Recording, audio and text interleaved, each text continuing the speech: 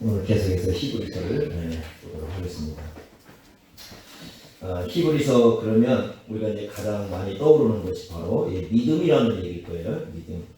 이거 히브리서 11장에 믿음에 대한 얘기가 아주 줄기차게 나옵니다. 그래서 믿음으로 이렇게 쭉 믿음에 대한 이야기가 나오는데 결국 히브리서가 얘기를 해주고 있는 것은 믿음으로 산다는 게 뭘까라는 겁니다. 예전부터 참된 믿음과 가짜 믿음이라는 것을 우리 신앙의 선배들이 늘 구별해 왔습니다. 그래서 진짜 그리스도인과 그 다음에 면목상 그리스도인, 그러니까 면목상 그리스도인이라는 건 뭐냐면 기독교라는 종교 안에 들어와 있지만 가짜 믿음을 갖고 있는 사람을 이제 면목상 그리스도인 이렇게 부릅니다. 우리는 뭘까? 진짜 그리스도인일까 아니면 면목상 그리스도인일까? 이게 굉장히 중요한 문제죠. 그래서 믿음으로 산다는 게 무엇인가 하는 것을 성경은 우리에게 끊임없이 제시를 해주고 있습니다. 우리가 이제 히브리서에서 한 4가지 정도로 한번 생각을 해보겠습니다. 믿음으로 산다는 게 뭘까? 첫째로는 히브리서에서 강조하고 있는 것은 믿음으로 산다는 사람의 특징은 그 뿌리로 가보면 예수님이 있다는 겁니다. 그러니까 예수로 말미암아 사는 게 믿음으로 사는 겁니다. 우리의 삶을 흔들리지 않게 하는 것, 그게 바로 예수님이라는 거죠. 그러면 이 교회 안에서 우리가 이제 많은 이렇게 일들을 하는 걸 보지만 결국 이제 이렇게 하다 보면은 그 어떤 경우를 많이 발견하게 되냐면 그 뿌리로 봤을 때 예수님이 없다. 저 뿌리에는 예수님이 없구나. 이런 것을 많이 발견하게 됩니다. 이 그 세상, 여러분 우리 세상이라는 곳, 이 세상에 살고 있습니다. 그리고 이 세상에서 우리는 온갖 풍파를 다 맞이해서 살고 있습니다. 그런데 요한일서 5장 4절에 뭐라고 말씀하시냐면 세상에 온갖 풍파가 다 있지만 이 세상을 이길 수 있는 진정한 힘이 어디에 있느냐? 믿음에 있다 이렇게 얘기합니다. 믿음에 있다. 그래서 믿음이 결국 세상을 이길 수 있는 힘을 준다는 뜻인데 이 믿음이라는 것의 뿌리, 이 믿음의 실상이 누구냐? 예수 그리스도다. 이렇게 우리에게 가르쳐 주고 있습니다. 그래서 예수님 위해서 우리가 살게 되는데 예수님에 의해서 살게 되면 가장 중요한 것은 예수님이 어떤 분인가를 알아야죠. 그렇죠? 예수님이 어떤 분인가를 알아야 됩니다. 히브리서에서는 예수님이 3가지 정도를 우리 크게 얘기해 주는데 하나님의 아들이시다, 또 대제사장이시다, 영원한 분이시다 이렇게 말씀을 하고 있는데 3가지 이 틀이 정도에 있습니다. 히브리서의 3가지 틀이 뭐냐면 첫째로는 3장 1절에 한번 가보시면 이렇게 말씀했습니다. 3장 1절에 한번 보세요. 3장 1절에 그러므로 함께 하늘의 부르심을 받은 거룩한 형제들아 우리가 믿는 도리의 사도이시며 대제사장이신 뭐라고 되냐면 예수를 깊이 어떻게 하라는 겁니까? 생각을 해라. 좀 생각하고 살아라. 생각하고 살아라. 예수 믿는 사람들은 여러분 생각해야 됩니다. 생각해야 됩니다. 좀 질문들을 좀 많이 하셔야 됩니다. 예수님에 대해서. 우리가 예수 그리스도를 믿는 종교가 십자가 종교 아닙니까? 그렇다면 우리가 정말 예수를 생각하고 살려면 십자가에 대해서 여러분들이 도전을 해야 됩니다. 십자가가 뭔지, 왜 십자가를 우리가 믿어야 되는지, 도대체 그 십자가가 뭐기에 우리는 2000년 역사 동안 넘게 그걸 십자가를 수많은 사람들이 그것을 믿다가 죽었는지 질문하셔야 됩니다. 좋은 신앙은 질문할 줄 압니다. 성경을 볼 때 우리 한국 교인들의 특징이 뭐냐면 예로부터 꼭 이 교회에서 목사들의 잘못입니다만 목사들이 덮어놓고 믿어라, 무조건 믿어라 이렇게 가르쳐놨어요. 그러다 보니까 생각을 안 합니다. 근데 기독교는 끊임없이 생각을 요구하는 종교입니다. 생각하라는 겁니다. 그냥 성경에 있으니까 믿는다 이렇게 하지 말고 좀 생각을 하면서 도전을 하면서 예수님에 대해서도 좀 지속적으로 좀 질문하면서 좀 믿으라는 겁니다. 근데 여러분 제가 특징이 하나가 뭐냐면 질문하면서 신앙생활하는 사람은 신앙이 커나가는데요. 질문하지 않으면 10년이 지나고 20년이 지나도 별로 신앙이 잘하지 않습니다. 좀 특징이 좀 그래요. 그래서 끊임없이 성경에게 질문해야 됩니다. 여러분들이 예수님을 좀 생각을 하셔야 됩니다. 그러면서 어떻게 하라고 하냐면 12장 2절 한번 가보세요. 12장 2절에 이렇게 말씀합니다. 12장 2절에 보면 이제 우리가 생각을 할 뿐만 아니라 12장 2절에 믿음의 주요 또 온전하게 하시는 이인 예수를 어떻게 하라고 합니까? 두 번째로는 바라보라는 겁니다. 이 바라보다는 말은 관심입니다. 집중적인 관심. 좀 예수님에 대해서 좀 관심을 갖고 좀 쳐다봐라요. 그분이 어떻게 사셨는지, 그분이 무슨 일을 하셨는지, 그분이 좀 관심을 좀 가져봐라요. 이렇게 얘기를 합니다. 예수님에 대해서 관심 갖지 않는 우리가 신앙생활을 할 수가 없습니다. 그 다음에 세 번째로 제시하는 게 13장 13절입니다. 이렇게 얘기합니다. 13장 13절 가보세요. 13장 13절에 자, 한번 우리가 같이 한번 읽어보겠습니다. 시작. 그런즉 우리도 그의 치료를 짊어지고 영문 밖으로 그에게 나아가자. 세 번째는 예수님께 나아가자는 겁니다. 나아가자. 좀 그분에게 좀 나아가자. 이렇게 얘기를 합니다. 여기 영문이라는 말은 우리가 성문, 캠프라는 말인데 영어로는 성문 밖으로 나가요. 성문 밖으로 나가요. 성문, 성 안은 어떤가? 도시들입니다. 도시. 사람들이 사는 세계, 사람들의 세계입니다. 예수님은 사람들의 세계에서 용납할 수 없는 삶을 사셨어요. 그 예수님을 좀 생각해보자. 일반적인 유대인들이 용납할 수 없었던 그분, 또 이방 사람들을 쉽게 용납할 수 없었던 그분, 그 예수님이 저 영문 밖에서의 십자가에서 죽으신 길을 걸었다네. 그러면 영문 밖에서 십자가를 지신 예수님이 어떤 분인가? 너희들이 그걸 알려면 너희들도 영문 밖으로 좀 나가야 된다. 사람들의 체면을 생각하고 이 사회 속에서 그냥 매몰돼가지고 사회 사람들이 생각하는 방식으로 살아가고 사람들이 사니까 다 그렇게 살고 그렇게 살면 예수님이 걷는 길 걸을 수 없다. 영문 밖으로 나가야 된다. 사람들의 틀을 좀 떼고 나가야 된다. 그래야 너희들이 정말 예수님을 따를 수 있다. 이렇게 말씀해 줍니다. 그래서 예수님으로 말미암아 산다는 것은 히브리서에 세 가지를 제시합니다. 좀 예수를 생각하고 살아가. 그리고 집중적인 관심을 가지고 살아가. 그리고 그분이 살아가는 삶이 어떤 삶이었는지에 대해서 생각을 하고 그분의 삶의 방식으로 좀 나아가라. 이렇게 말씀을 하고 있습니다. 만약에 진짜로 이렇게 살면 어떻게 되느냐. 그래서 한 사람을 제시를 해주는데 바로 11장에 모세에 대한 얘기를 해주는데 11장 26절 한번 보세요. 11장 26절. 자, 먼저 24절을 한번 보겠습니다. 세 가지 모세에 대한 얘기를 세 가지를 합니다. 24절에 이렇게 말씀합니다. 믿음으로 모세는 장성하여 바로의 공주의 아들이라 칭함을 거절했다.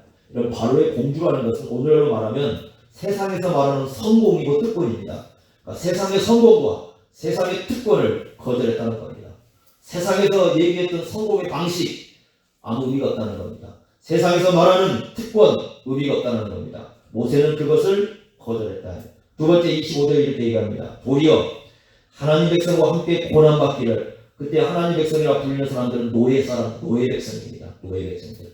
노예 백성과 함께 고난받는 것을 잠시 죄악의 낙을 누리는 것. 이 죄악의 낙을 누리는 건 뭐겠습니까? 바로 그 유명한 이집트의 왕자가 되어서 아니면 이집트를 다스리는 통치자가 되어서 그 속에서 살아가는 거죠. 아주 권위와 특권을 가지고 살아가는 거죠. 그것보다 훨씬 더 좋아했다는 겁니다. 비록 노예 백성이지만 노예로 살고 있지만 그 하나님 백성인 그 사람들과 고난받는 것을 잠시입니다. 세상에서 누리는 것, 그거 누리고 사는 것보다 훨씬 더 좋아했다. 이렇게 말씀을 합니다. 그리고 26절에 결론적으로 이렇게 얘기합니다. 그리스도를 위하여 받는 수모를 애굽의 모든 보화보다 더 큰 재물로 여겼다. 이렇게 말씀을 합니다. 그래서 이 모세는 세상에 살면서 세상이 주는 성공, 세상이 주는 특권 이런 걸 모든 것을 거부하고 살았다. 그 근본에는 누가 있었다는 거 바로 여기 그리스도를 위하여 받는 그리스도를 위하여 살아가는 삶이 있었다는 겁니다. 그 뿌리로 들어가는 예수님이 있었다는 겁니다. 상당히 중요한 우리에게 관점입니다. 예수를 위해서 예수님을 뿌리를 가지고 살아가는 것. 여러분 우리가 그렇게 되면은 아마 삶이 많은 부분이 달라질 것입니다. 그 어떤 분이 이런 얘기를 합니다. 그 미국에 있는 분인데 그분이 이제 한국에 있는 사람들을 양자로 이렇게 받아들여서 살아가는데 그 양자로 받아들이는 조건이 뭐냐면 아이가 건강하지 않는 아이. 그러니까 그 아이가 다른 사람이 양자로 받아들일 수 없는 아이. 그냥 세상에서 말하면 전혀 기름 발휘할 수 없는 그런 아이들을 양자로 받아들였다는 겁니다. 그래서 질문을 한 겁니다. 아니 다른 사람들이 양자를 받아들여도 그래도 뭐 다 자신들이 예불하고 이쁜 아이, 뭐 잘생기고 또 어떤 아이를 뭐 이렇게 여기다 기증하고 하지만 왜 당신은 그렇게 양자를 할 때도 그렇게 그 어려운 아이, 기능을 발휘할 수 없는 아이, 그런 아이들을 양자로 맞이합니까? 이렇게 질문하니까 이분이 이렇게 답을 하더랍니다. 나도 하나님께는 양자입니다. 나도 하나님께 양자입니다. 우리 다 세상에 태어날 때 죄인으로 태어나서 진국의 자식으로 태어났습니다. 우리가 하나님 앞에 멸망받을 사람들입니다. 그런데 하나님께서 나를 양자로 삼아주셨습니다. 그러니 내가 당연히 하나님을 생각한다면, 예수님을 생각한다면 양자로 받아들일 때 세상에서 버림받은 그 사람들을 양자로 받아들이는 것이 당연한 것 아닙니까? 이렇게 얘기를 하더랍니다. 뭔가 예수로 살아가는 사람들은 그 안에 뿌리가 예수님이 있는 사람들은 뭔가 삶이 좀 다릅니다. 분명히 그걸 우리는 가질 수밖에 없어요. 어떤 분에게 그 질문을 하나 준 겁니다. 어떤 질문을 줬냐면 그 자식 아들에 대한 아버지한테 질문을 주는데 이렇게 얘기를 하더랍니다. 당신이 줄 하나 긋고 당신이 아들을 키우고 있는데 아들을 키우면서 손해보는 것과 아들을 키우면서 이익 보는 것 한번 양쪽에 이렇게 적어놓고 그것을 한번 써보십시오라고 제안을 했습니다. 여러분 한번 해보세요. 그래서 먼저 이쪽에 내가 아들을 키웠을 때 손해보는 걸 해보니까 엄청나게 목록이 많더랍니다. 시간 뺏겨요. 부르면 가야죠. 밥 먹여줘야죠. 또 얘 때문에 뭐 못하는 거 많죠. 뭐 또 이렇게 써보니까 엄청나게 목록이 많더랍니다. 손해보는 거. 그렇죠? 우리가 삶을 그런 각오가 없으니까 요즘 사람들이 결혼을 많이 회피하는 거 아닙니까? 그런데 이쪽에 이제 이익 보는 거, 아들을 키워서 이익 보는 걸 쓰려고 펜을 딱 들었더니 아무 생각도 안 나더랍니다. 도대체 얘를 키워서 뭐가 이익이지? 아니, 뭐 말을 잘 듣기를 하나, 그런다고 뭐 하는 게 있나? 아무것도 생각이 안 나더랍니다. 그래서 밤새 고민을 하다가 또 줄 딱 놓고 펜을 딱 놓고 이제 방을 이렇게 문을 열으니까 아들이 자고 있더랍니다. 그래서 아들을 바라보면서 내가 왜 쟤를 키우나 하고 생각을 해봤답니다. 답이 하나밖에 없더래요. 그냥 사랑하니까 키우는 거구나. 그냥 사랑하니까 하는 거구나. 그러니까 보니까 이익과 손해를 따지면 손해는 엄청 많은 거예요. 얘를 키워내가지고 자기 인생에서 얘가 태어남으로 인해서 어떻게 생각하면 많은 부분들이 불편하고 손해볼 거 있고 뭐 다양한 어떤 그런 게 있는 거예요. 근데 왜 얘를 키우나 내가 이익 볼 게 뭐가 있다고 키우나? 답은 하나밖에 없다는 거예요. 사랑하기 때문에. 우리가 예수 믿는 사람들이 남들이 인정해주지 않아도 다른 사람이 우리의 그 어떤 일을 하는 부분에 대해서 눈여겨보지 않아도 또 때로는 우리가 손해를 보는 것처럼 보여도 우리가 어떤 삶을 살아갈 때에 그 뿌리가 예수님이 있다면 답은 하나밖에 없습니다. 하나님의 사랑 때문에 그 일을 하는 거죠.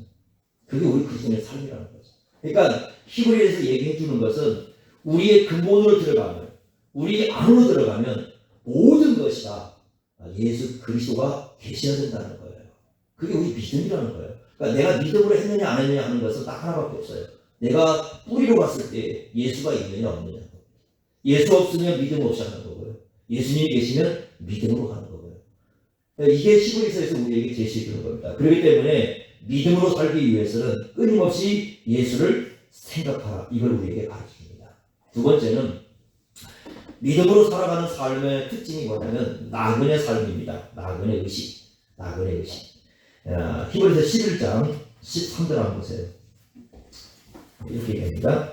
히브리서 11장 13절. 자, 한번 같이 한번 읽어보겠습니다. 13절 시작. 이 사람들은 다 믿음을 따라 죽었으며 약속을 받지 못하였으되 그것들을 멀리서 보고 환영하며 또 땅에서는 외국인과 나그네임을 증언하였으니. 땅에서는 우리가 다 뭐라고요? 외국인이고 나그네입니다. 외국인이 나그네. 이게 지금 아브라함, 이삭, 야곱에 관한 얘기인데 이 사람들은 가나안 땅에 살면서 성을 건축하지 않습니다. 집을 짓지 않습니다. 자기가 이 땅에서 나그네라는 세상을 다 알고 있었습니다. 그래서 장막 생활을 하면서 이동 생활을 하면서 삶을 살아갑니다. 그런데 나그네 삶이라는 게 뭐냐 그랬을 때 이렇게 얘기합니다. 11장 16절 한번 이렇게 보세요. 그냥 나그네라는 것이 그냥 우리가 떠돌이 사는 게 아니라 16절에 이렇게 얘기합니다. 그들이 이제는 더 나은 뭘 사모했습니까? 본향. 앞으로 가야 할 더 나은 본향을 사모하고 있었다. 이게 바로 나그네 삶의 핵심입니다.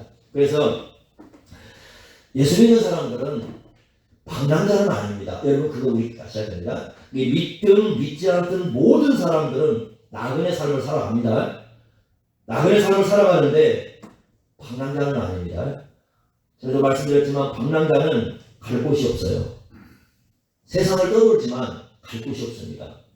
그러나 우리는 여행자입니다. 여행자는 가야 할 집이 있습니다. 우리는 그냥 떠도는 사람이 아니라 우리가 가야 할 영원한 본향이 있어요. 그 본향이 있기 때문에 이 세상을 우리의 집이라 생각하지 않고 나그네 길을 살아간다고 이렇게 말씀을 합니다.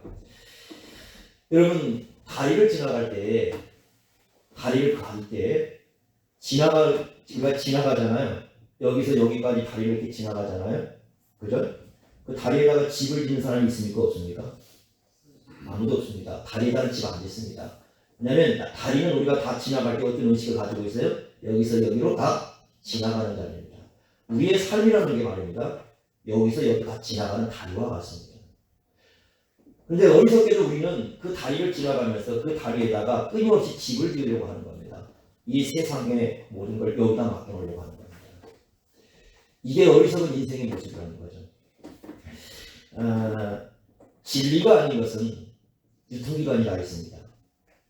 여러분 세상의 모든 음식은 유통기간이 있습니다. 유통기간 지난 거 여러분 안 먹죠? 그죠? 제가 예전에 어느 시골에 가다가 과자를 먹고 싶어서 슈퍼에 들어가서 과자를 샀는데 뜯어놓고 보니까 이렇게 과자가 이렇게 좀 엉켜 있어요. 그래서 이게 왜 그럴까 하고 이제 생각 없이 늘 과자는 유통기간이 있다는 걸 모르고 있다가 왜 그렇지 하고 이렇게 봤더니 유통기간이 딱 보이는데 한 1년이 지났더라고요. 그걸 과자를 아무도 안 사가니까 내놓고 있다가 저한테 준 거예요. 굉장히 기분이 나빠요. 뭔가 기분이 안 좋아요. 유통기간이 지났으니까. 근데 이 세상의 삶은 다 유통기간이 있습니다. 여러분이나 저나 유통기간이 있어요. 과자는 유통기간이 지나도 남을 수 있지만 인생은 유통기간이 지나면 아무도 남지 않습니다. 영원한 불변한 건 없습니다. 우리가 살아가는 삶에는 다 유통기간이 있어서 우리 흘러가면 시간이 가면 여러분이나 저나 인생 다 내려놓고 가야 됩니다. 그러나 진리는 유통기간이 없습니다. 성경의 진리는 하나님의 말씀은 영원하다고 말씀을 하십니다.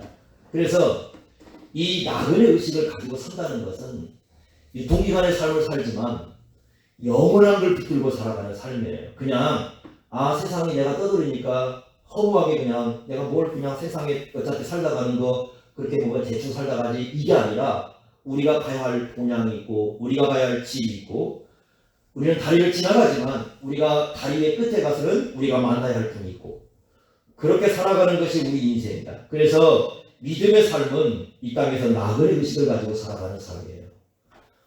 이 세상에 집을 짓지 않습니다. 이 세상을 전부로 생각하지 않습니다. 이것이 정말 믿음으로 살아가는 삶의 모습이다. 이렇게 가르쳐 주십니다. 여러분 어떻습니까? 항상 나그네 의식을 갖고 살아갑니까? 아니면 이 세상이 영원한 나의 집이라고 생각하십니까? 그리고 세상을 나의 집이라 생각하시고 여러분 여기다 쌓아놓고 가십니까? 한번 우리가 생각을 해보시기 바랍니다. 이럴 수 있습니다. 어느 날 예수님께서 말씀하시는 대로 누가복음에 그 얘기하지 않습니까? 부자가 몽땅 세상의 것을 다 쌓아놓고 이 세상의 고업을 만드는 거죠. 자신의 진세상. 그랬을 때 하나님이 그날 밤에 아무도 없습니다. 혼자 있는데 와서 묻습니다. 내가 오늘 밤 너의 영혼을 거두어 가야 되겠다. 그때 여러분 뭐라고 답하시겠습니까? 그건 오늘이 될 수도 있고 내일이 될 수도 있고 불확실성 속에서는 언제 그런 일이 우리에게 벌어질지 아무도 모르는 삶을 살아갑니다. 주님께서 오셔서 오늘 밤에 내 영혼 거두어가야 되겠다. 제가 이 얘기했더니 오늘 밤에 저와 여러분들이가 하나님께서 오늘 밤에 영혼을 찾아오셔서 내 영혼 내가 거두어가야 되겠다 그렇게 물어보실 때 여러분 뭐라고 답하시겠습니까? 그랬더니 거기 모인 사람들이 그러더라고요. 왜요? 왜요? 왜 가야 돼요 제가? 네, 그런 질문을 하고 있어요. 그런데 그 질문을 한다고 해서 안 내려가는 건 아닙니다. 하나님께서. 그죠? 우리의 삶은 언제든지 하나님께서 부르시면 가야 할 나그네 삶입니다. 그걸 잊지 마시기 바랍니다. 여러분 그랬을 때 삶의 끝에 우리가 섰을 때 우리의 삶에 대해서 주님께서 어떻게 말씀하실지 그것을 깊이 생각하는 것이 믿음의 삶이다. 이렇게 말씀을 합니다. 세 번째는 히브리 11장에서 우리에게 강조하는 게 뭐냐면 하나님의 약속입니다. 믿음의 삶이라는 건 그냥 살아가는 게 아니라 하나님의 약속의 말씀을 의지해서 살아가는 겁니다. 하나님의 약속의 말씀을 붙들고 살아가는 겁니다. 하나님의 말씀은 약속이 있습니다. 약속. 네? 약속이 있습니다. 그 약속을 붙잡고 살아가는 게 믿음이다. 자, 히브리서 11장 35절 한번 가보세요. 이렇게 말씀했습니다.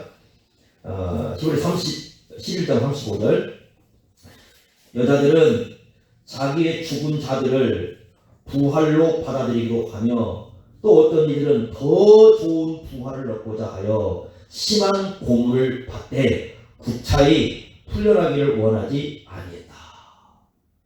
예수 믿는 것 때문에 고난이 있었다는 거죠.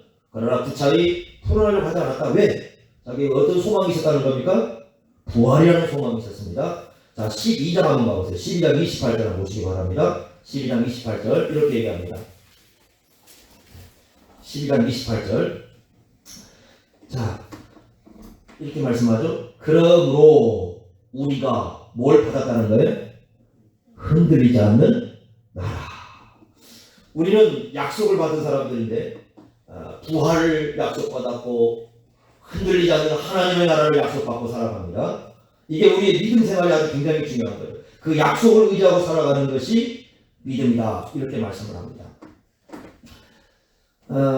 기상청에 의하면 올해 2020년이죠. 2020년 1월부터 5월까지 5월 13일까지 통계를 냈는데 한반도에 지진이 규모 2.0 이상 지진이 총 27번 있었답니다. 그 중에 남쪽에서 일어난 것이 19번이랍니다. 그러니까 한 달에 한 4번 정도 벌입니다. 전라북도는 장수, 군산, 완주 세 곳이 지진 발생지로 지금 움직였습니다. 그런데 이것을 독일 언론이 주의 깊게 봤습니다. 왜 그러냐면 4월 26일 이후에 전남 지역에 지진 진동을 조사를 했는데 400건 이상의 진동이 발생을 했습니다. 400건 이상. 독일에서 이걸 연구를 했는데 한반도 지진은 통상 표면 10km 지점에서 발생을 한답니다. 예전에 이제 그렇게 됐으니까요. 그런데 지금은 한반도 지진이 지금 현재 발생하고 있는 지진은 20km 지점이랍니다. 이게 뭘 얘기하냐면 옛날에 일본에 그 대지진이 발생했을 때의 규모로 들어간다는 겁니다. 그래서 이건 경보신호다. 강진이 올 수 있다. 그러면 한반도 땅이 다 흔들릴 수 있다고 얘기를 합니다. 그러니까 어느 한쪽에서만 발생하는 것이 아니기 때문에 코로나보다 더 어쩌면 위험한 것이 이것이 될 수도 있어요. 그러니까 경고장이 나왔습니다. 이게 얼마 안 됐습니다. 그래서 이것이 나와가지고 지금 우리의 지진 발생이 지하 어디에서 지금 발생하는지를 지금 신중하게 연구하지 않으면 한반도는 지진 강진으로 인해서 앞으로 큰 어려움을 겪을 수 있다. 지진대가 이동하고 있다는 겁니다. 독일에서 발표한 내용입니다. 세상은 흔들리게 되어 있습니다. 언제 흔들릴지 모릅니다. 지금 얼마나 많은 사람이 여러분 흔들리고 있습니까? 코로나 때문에도 흔들리고 있습니다. 우리나라야 그래 많은 사람 죽지 않았지만 유럽 땅에서 지금 얼마나 많은 사람들이 죽어나갔습니까? 미국에도 마찬가지예요. 지난주에는 하도 많은 시신들이 나오니까 사람들이 시신을 백악관에 앞에다가 진열을 해놓고 이게 코로나 지금 19의 현실이라고 지금 얘기를 하더라고요. 세상은 흔들립니다. 계속 얘기하지만 많은 학자들, 전문가들의 얘기는 지금 우리가 겪고 있는 것은 끝이 아니라 시작일 뿐이라는 겁니다. 올 가을에 더 많은 것이 온다는 겁니다. 자, 우리 이 땅은 안전하지 않습니다. 땅은 영원하지도 않습니다. 경제적 어려움은 지금 잠시 동안 우리가 돈을 풀어놨기 때문에 그 돈을 가지고 사용해서 조금 회복될지 모릅니다. 그러나 그건 보이는 것입니다. 여러분들이 한번 가서 보세요. 제가 이 시내를 나가보고 길거리를 다녀보고 이 도시를 이렇게 돌아보니까 많은 임대를 내놓고 옛날에 잘 나가는 건물들에게 임대가 다 나와 있더라고요. 어찌 될지 모르는 현실 속에 우리 살아갑니다. 세상은 흔들립니다. 그래서 세상에 흔들리는 세상 속에 우리의 것을 두는 사람은 어리석은 사람들이에요. 이렇게 한번 생각을 해보세요. 내게 한 1,000만 원 있다고 생각해 보세요. 1,000만 원 세상에 있는데 그걸 내가 집에다가 보존하겠다고 잘 숨겨놨다고 생각해 보세요. 그런데 촛불이 하나 떨어뜨려 갖고 그 방안이 타서 모든 것이 불탔다고 생각해 보세요. 뭐가 남겠습니까? 우리가 현실이 지금 그렇습니다. 지상에 우리가 살아가는 땅에다가 뭔가를 채워준다는 것은 그것이 영원한 것이 아니라 흔들리는 세상 속에 우리의 모든 것을 맡겨놓는 그런 삶의 모습입니다. 그래서 우리의 신앙의 선배들은 일찍부터 그걸 알았습니다. 일찍부터 그것을 깨달았습니다. 흔들리지 않는 그 하나님 나라에 대한 그래서 깊은 인식을 하기 시작을 합니다. 우리가 지금 살아오는 이 코로나가 겪고 있지만 중세 시대 당시에는 패스트라는 유명한 그 질병이 있었습니다. 그 패스트 때문에 유럽의 인구의 2분의 1 내지 3분의 1이 전부 다 죽었습니다. 그때 나온 그림이 있습니다. 그때 많이 그려진 그림들인데 그 개신교들이 살아가는 네덜란드에서 만들어진 그런 그림이 있습니다. 그 기법인데 그 기법의 그림을 보면은 좀 특이합니다. 어떤 특이함이냐면 사람이 있으면 사람 옆에 항상 해골을 갖다 그려놨습니다. 이렇게 해골을 그려놔요. 해골을. 그 다음에 그때부터 모래시계가 등장을 합니다.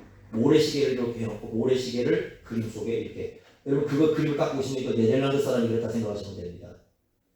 그러니까 많은 연구를 그리고 거기다가 이 안개를 그려놓고요. 시계를 놓고요. 아니면 썩은 과일을 놓습니다. 그림 중에서. 그런 그림을 놓습니다. 그래서 이걸 놓고 비교를 했습니다. 네덜란드의 이 기독교인들은 인식을 했습니다. 그 당시 왔던 테스트로 사람들이 인식해야 될 게 뭐냐. 바로 이 모래시계와 같고 안개와 같고 썩은 사과와 같고 이게 너희들 인생을 직시해가는 겁니다. 피하면 안 된다. 직시해야 된다. 너희들이 그걸 직시해야.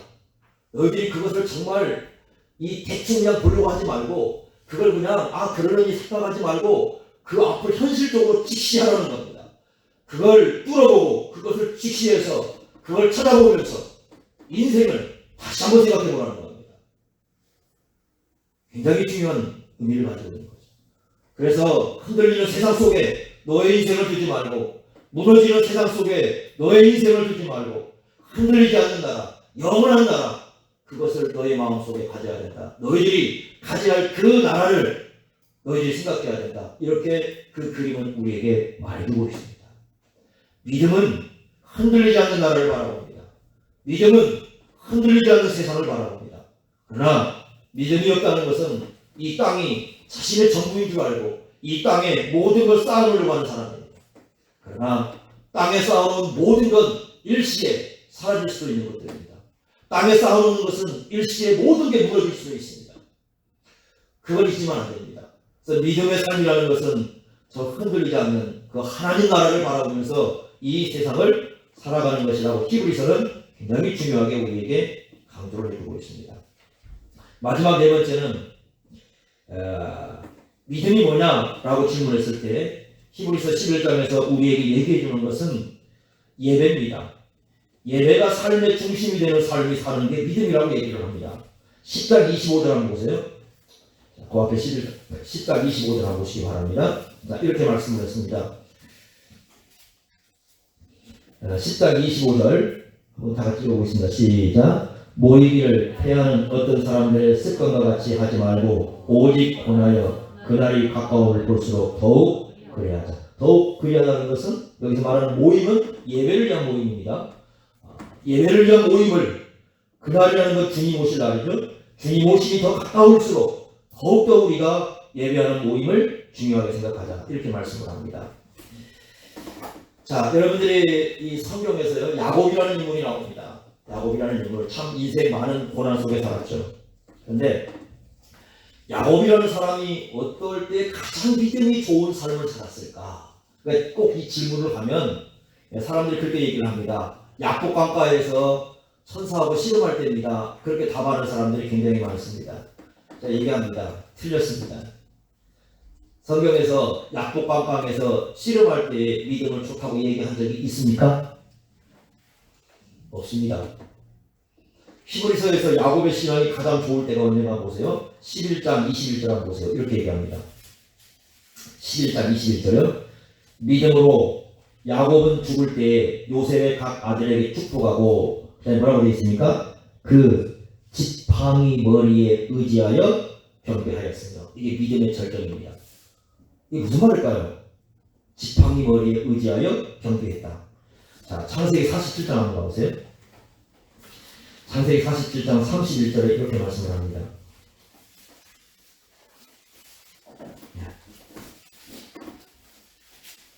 창세기 47장 31절의 말씀입니다. 이렇게 말씀했습니다. 야곱이 또 이르되 내게 맹세하라 하매 그가 맹세하니 이스라엘 야곱입니다. 야곱이 어떻게 했다고 나옵니까? 침상머리에서 하나님께 뭐했다? 경배했다. 그럼 무슨 뜻이겠습니까? 앞에 히브리서 11장 21절에 지팡이 머리를 의지했다라는 말은 무슨 뜻이에요? 걸을 수 없는 상황이죠. 지팡이를 의지해야 살아갈 수 있는. 그 대관령 박물관에 가면 아주 귀중한 물품이 하나가 있습니다. 그게 바로 뭐냐면 옛날에 전승들이 나이가 많아가지고 이렇게 정치계 잘 못 나오잖아요. 그러면 왕이 선물을 하나 줍니다. 그 선물이 바로 뭐냐면 지팡이입니다. 지팡이. 그 지팡이를 줘가지고 그 지팡이를 짚고 나오라는 거예요. 그 지팡이를 이렇게 짚고, 그리고 그 앞에 이렇게 대전에 이렇게 서 있지 않습니까? 뭐 우리나라 그 영화야 항상 이렇게 다 이렇게 서 있지만 이제 나이가 많이 드신 분들 보면 이렇게 지팡이를 잡고 이렇게 서 있는, 이렇게 이제 잡도록 해가지고 지팡이를 짚고 그 왕이 정치하는 그 자리에 나오게 합니다. 그게 대관령 박물관에 가면 그 지팡이가 이렇게 있더라고요. 그 지팡이가 있습니다. 지팡이를 의지한다는 것은 거의 움직이지 못할 때입니다. 그리고 침상머리에 있다는 것은 거의 움직이지 못할 나이. 그러니까 나이가 굉장히 이제 열려가지고 힘들어서 움직이지 못할 나이입니다. 그런데 그때 하나님께 뭐 했다는 겁니까? 경배했다, 예배했다.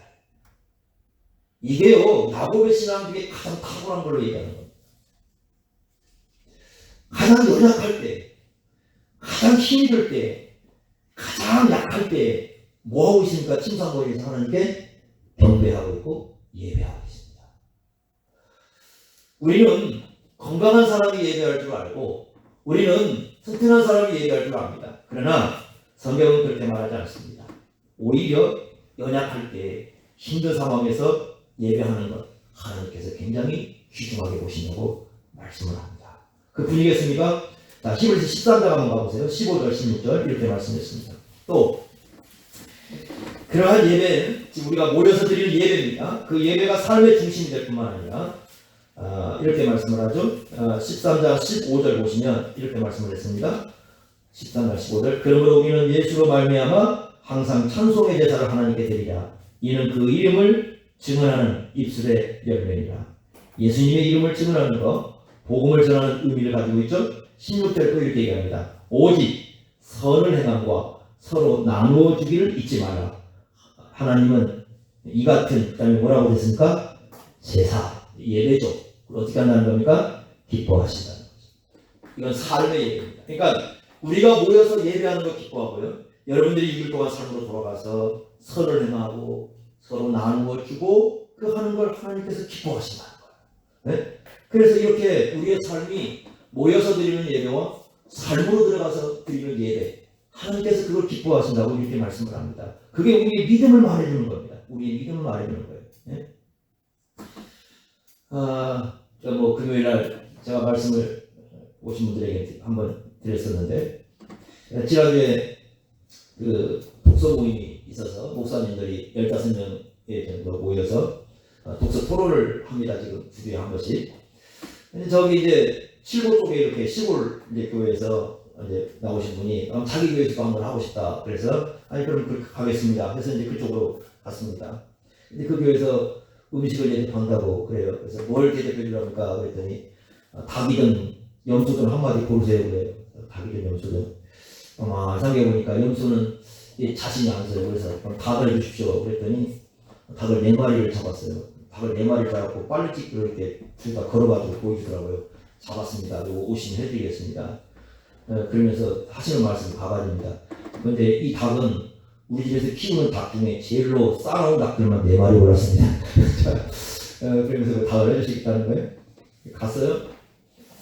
모여가지고 이렇게 모여서 공부를 하니까 이제 많은 분들이 이렇게 막 음식도 차려놓고 그렇게 해서 이제 하는데 점심시간이 돼가지고 나갔는데, 근데 그 중에 이제 나이 드신 남자분이, 여자분들은 나이가 다 있으니까 시골에서 여자분들은 이제 그 닭을 이렇게 해가지고 반찬을 준비하고 있는데, 그걸 다 나르시는 분이 나이 드신 그 남자분이었어요. 한 분이 오셔가지고 이 쟁반을 들고 다니면서 이렇게 해요. 근데 그 목사님이 설명해 줄 때 그 뭐라고 하냐면, 우리 교회 청년부 회장이랍니다. 그분이. 도대체 청년부가 몇 살이길래 저분 회장인가 그랬더니 나이가 79세입니다. 79세 된 그 장로님이시래요. 은퇴 장로님이시랍니다. 79세 된 그 장로님이 나오셔가지고 친히 쟁반을 들고 목사들이 왔다고, 목사들이 와서 공부를 한다고 그 상을 다 차리고 있는 거예요. 혼자 나와가지고 그거 다 하고. 이제 앉아서 굉장히 미안하잖아요. 근데 미안한데 이제 저는 이제 그럴 때 관찰을 합니다. 저분 도대체 얼굴에 어떤 의미를 할까? 얼굴을 쳐다봤습니다. 그래서 이거 신이 왔습니다. 말을 한마디도 안 하시면 그냥 빙긋 웃으면서 하시는 거예요. 계속. 그러니까 얼굴이 기쁨이 있어요. 기쁨이 있어요. 그러니까 뭐 그냥 한 말씀도 안 하시는데 목사님들이 고맙습니다. 제가 아까 그래도 아닙니다. 제가 하겠습니다. 뭐 이렇게 하시면서 하시는데 얼굴에 기쁨이 있어요. 그래서 저희 아버지 돌아가신 나이가 80세시거든요. 나이 차이 얼마 안 나잖아요. 근데 그분들이 쟁반을 들고, 그런데 가만히 생각해 봤어요. 그래서 저분이 예수 안 믿으면 저거 할 수 있을까? 저분 마음에 예수님을 안 믿으면, 예수님이 안 계시면 저렇게 할 수 있을까? 짜증 내겠죠? 근데 어떻게 저렇게 기쁨으로 저렇게 할 수 있을까? 목사도 젊어요. 젊으신 분이 얘기하니까 그렇게 한 겁니다. 그런데 정말 그 안에 이런 선을 행하고 또 나눠주는 거잖아요. 사실 그때 와서 반찬 올려주고 뭐 이렇게 삶을 살아가는 그 모습에, 그것도 짜증 한마디 안 내고 그 기쁨으로 하는 그 얼굴, 거기에 정말 예수님이 없으면 어떻게 그렇게 할까? 세상 사람들은 그쯤 되면은 만약에 그런 거 하면 안 씁니다. 왜 그걸 이 나이에 내가 왜 해야 되냐고 그러지. 그걸 왜 합니까? 그냥 그 자리에서 대접받으려고 그러지 나와서 친히 그렇게 합니까? 그런데 이분은 아닌 거예요. 제가 다니면서 시골에 이런 분이 있구나. 이런 분이 있구나. 그동안 다니면서 못 볼 걸 많이 봤는데 정말 이렇게 살아가는 분이 있구나. 누구 말한 대로 정말 이름도 없이 빛도 없이 예수 때문에 살아가는 이런 사람들이 있구나. 제가 그걸 깨달았습니다. 그래서 이런 분들이 있구나. 믿음이 아니면 어떻게 하겠습니까? 믿음이 아니에요. 네? 이 평생 그거 하나만 딱 보면 뭐가 딱 생각이 나냐면 이분이 평생 교회에서 어떻게 살아왔는가 이해가 됩니다. 그러면 이분이 평생 어떻게 살아왔겠구나. 이분 교회에서 그동안 섬기면서 어떻게 살아왔구나. 그 이해가 돼요. 네? 우리 한번 이거 돌이킬 필요가 있는 거죠. 그래서 히브리서는 두 가지 예배를 굉장히 중요하게 생각합니다. 하나는 모여서 함께 드리는 예배를 아주 중요하게 생각을 하고, 또 하나는 뭐냐, 삶으로 돌아가서 여러분들이 삶 속에 들어가서 예수님 때문에 우리가 선을 행하고 예수님 때문에 나눠주기도 하고 뭐 예수님 아니면 할 수 없는 거 있잖아요. 그죠? 그런 걸 행하는 그것도 하나님께서 귀중하게 보시는 예배구나. 이렇게 우리에게 말씀해 주고 있습니다. 이게 믿음이라는 겁니다. 믿음이라는 거. 그래서 히브리서에서는 이런 믿음의 얘기를 우리에게 해주면서 한번 생각을 해봐라. 이렇게 우리가 믿음으로 이렇게 살아야 되는데, 이런 길을 걸어가야 되는데 너희들 지금 어떻게 하고 있는가 한번 돌이켜보아라. 이렇게 말씀을 하고 있어요. 믿음은 그래서 네 가지 요인을 우리에게 가르쳐줍니다. 첫째로는 우리가 예수님입니다. 우리가 예수님입니다. 두 번째, 믿음으로 사는 사람은 세상에서 나그네씩 가지고 살아갑니다. 세상에 싸우던 삶을 살지 않습니다. 세 번째, 믿음으로 사는 사람은 하나님의 약속의 말씀을 의지해 살아갑니다. 네 번째, 믿음으로 살아가는 사람은 공적인 모임 예배든 삶 속에 들어가서는 예배가 삶의 중심이라는 건 항상 하나님이 그 삶의 중심이 되어서 살아가는 겁니다. 하나님이 중심이 되어 살아가는 사람은 여러분들이 6일 동안 삶을 돌아가서도 선한 삶을 살아요.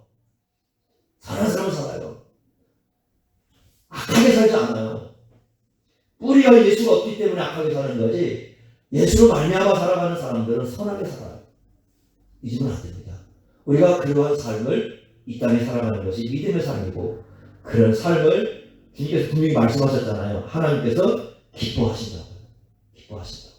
이 점을 여러분 잊지 마시고 이 땅에 살아갈 때 정말 믿음으로 사시기 바랍니다. 오늘도 내일도 모레도 한 걸음 한 걸음 걸어갈 때마다 믿음으로써 여러분의 삶을 하나님 앞에서 살아가는 그런 삶이 되시길 바랍니다. 기도하겠습니다.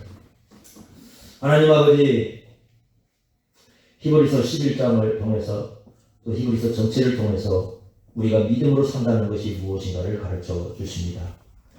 이 땅에 살아가는 동안에 우리 예수 그리스도로 말미암아 어떻게 사는 것이 진정한 믿음의 삶인가를 말씀해 주십니다. 이런 말씀을 우리가 기억하면서 우리 주 예수 그리스도로 말미암아 이 땅에서 살게 하시고 우리의 모든 삶을 통하여서 정말 이 땅이 우리의 소망이 아니라 저 분양이 우리의 소망임을 고백하고 드러내기를 소원합니다. 우리에게 주어진 모든 시간을 통하여서 하나님의 약속의 말씀을 믿고 살아가는 저희의 모습이 될 수 있도록 은혜 베풀어 주옵소서. 예수님의 이름으로 기도하옵나이다. 아멘.